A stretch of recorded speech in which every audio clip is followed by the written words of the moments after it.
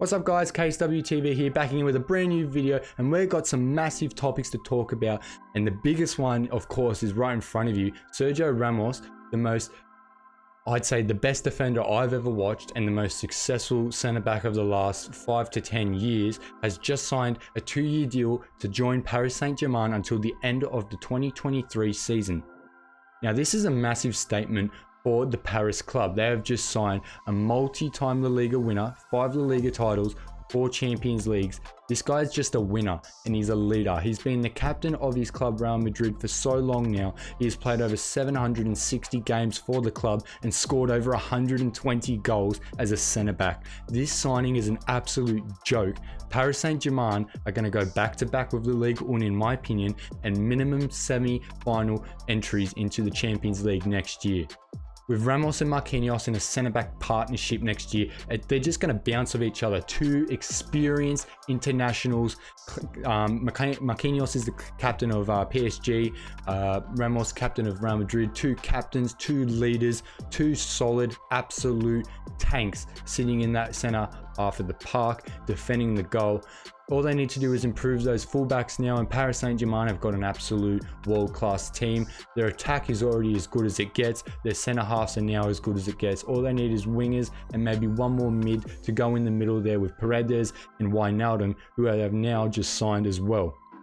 What does this mean for Paris Saint-Germain going forward? As I said before, I think they minimum get semi-final in the Champions League back-to-back with Ramos in the team, and I think they just secured that title again in Ligue 1 back-to-back. Of course, it's always a one-horse race in the French league. Last year was an anomaly. I haven't lost any respect for Ramos, but I'm a bit disappointed he has taken a step down. He is 35 and no other club probably except PSG or Man City could pay the wages that he's on. But I would have preferred to see him in the Prem. I would have preferred to see him in the Bundesliga, maybe to Bayern Munich, maybe go to a Chelsea or a Man United. But he has taken the step down, joined the French league. He wants an easy payout, a little bit easier, a little bit less stress when it comes to playing and how good he has to play in the league. And I think he's just going to cruise out these 2 years, get as many trophies as he can, and add it to the massive legacy that Sergio Ramos already has as in my opinion, as I said, the best centre-back I've ever watched and the most successful centre-back probably of all time. Just to cap off on this one, I'm going to give this signing this is going to be a first for the channel. 10 out of 10. Sergio Ramos has just secured a 10 out of 10 transfer to PSG in my opinion. What he's going to bring to the club for free too, which is an absolute bargain. This is the best bargain anyone could have bought for a defender in world football. It's just going to be so worth it. So it has to be a 10 out of 10 signing. It can't be any less in my opinion. Now, another transfer news regarding my club, Man City, and of course, once again, Raheem Sterling is being in the mouths of more sources, but this time, Raheem Sterling has been linked to Real Madrid. Now, it says here, Carlo Ancelotti has been a long-term admirer of Raheem Sterling, but Florentino Perez, the president of Real Madrid, has been an even longer admirer, saying here that he's been admiring Raheem Sterling since his Liverpool days and was actually upset that Man City got there before Real Madrid could make the move to bring him to the Santiago Bernabeu. Now, this deal is going to set back Real Madrid a lot of money in the range of 90 million euros. Yes, not 90 million pounds, 90 million euros. So this is going to be a big task for Real Madrid to weigh up whether they're going to do this or not, because they haven't got the funds to throw around. And Raheem Sterling's already on 300k a week. He's probably going to want an extra 150, 200k on top of his salary, especially if you're joining Real Madrid. They're notorious for some of the most worst wages in the world, also Barcelona as well. So if you get put in one of those teams, you're going to also ask for massive wage inflations. But Real Madrid are also eyeing Kylian Mbappe as well, which makes this transfer a lot less likely. I would obviously prefer to get Kylian Mbappe over Raheem Sterling if I'm Real Madrid right now. You've got an aging Karim Benzema, you've got Hazard, Vinicius on that left side, you're sweet. You've got Rodrigo, Marcos Asensio on the right as well. So you're sweet for wingers. You don't really need wingers. You need that number 9 or that number 10 centre forward. So I'd prioritise Kylian Mbappe over Raheem Sterling.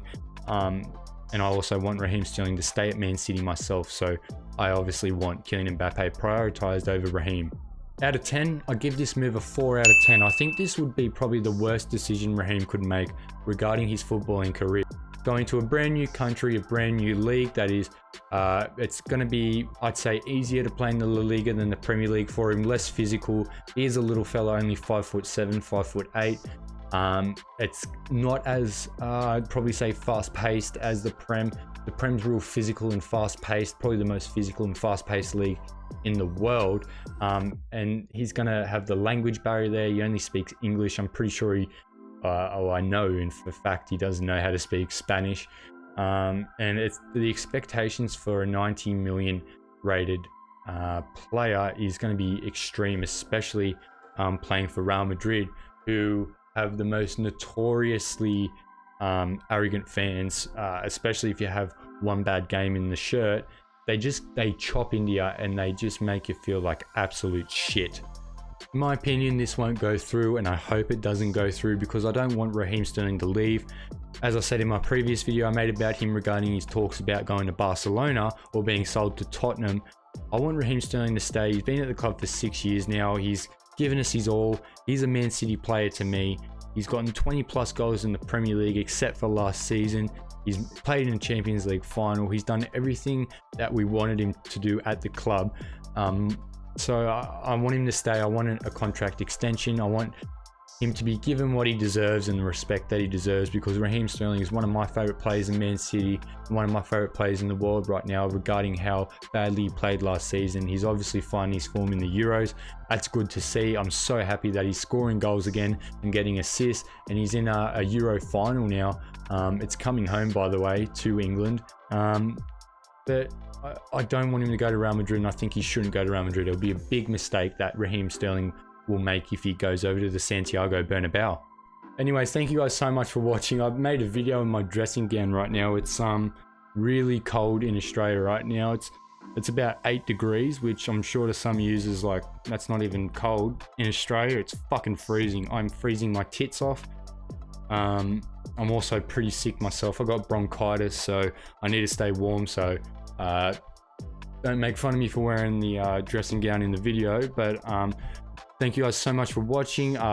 Leave comments and let us know what you think about what I've said about Sergio Ramos' situation and Raheem as well. What do you guys think about it? Do you think it's a good transfer to Real Madrid? Do you think the PSG move is the best move possible for Ramos? But if you haven't subscribed already. Turn those notifications on and leave a like if you enjoyed. I'll see you in the next video. Thank you for watching.